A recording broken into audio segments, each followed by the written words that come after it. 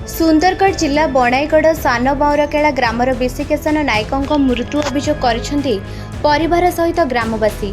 सान बाउरकेला ग्रामर विशिकेशन नायकों को गत शुक्रवार दिन ग्रामर आशा दीदी केशरी प्रधान सरकार निर्देश अनुसार फैलेरिया औषध खाइबाकू देइथिले। औषध खाइबा परे रातिरे विशिकेशन देह असुस्थ हेबारु चिकित्सा निमंते बणाई उपखंड चिकित्सालय को नेबा परे अत्यंत असुस्थ हेबारु राउरकेलार आरजीएच को नेबा परे हाईटेक मेडिकल चिकित्सा अवस्था मृत्यु करथिले।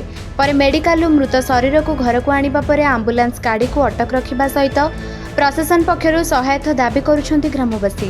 विशिकेशन नायकों स्त्री तिलोत्तमा नायकों अभियोग अनुसार बणाई थाना लिखित अभियोग करथिबा जणा पड़िछि।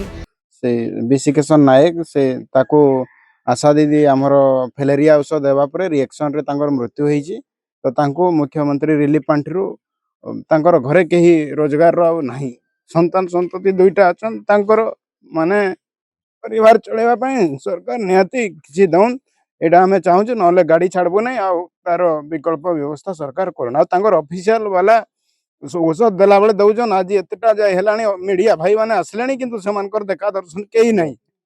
एडा को प्रकार व्यवस्था आशा दीदी कांदुचन तांकर ऑफिशियल वाला आसिकी सीडीएम पांठिरु जहाँ भी हो तार मिनिमम 10 लाख आम चाहूँ तार क्षतिपूरण अति कम रे तो देकी नदेले आम छाड़बू नहीं जहाँ भी हो।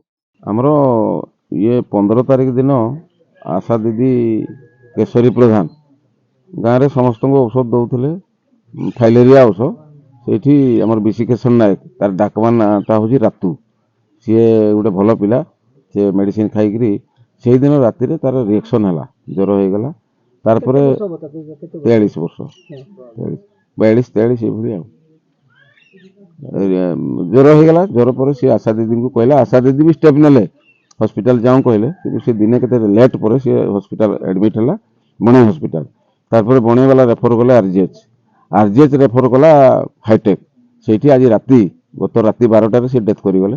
आम गाँ जाक बहुत दुखित।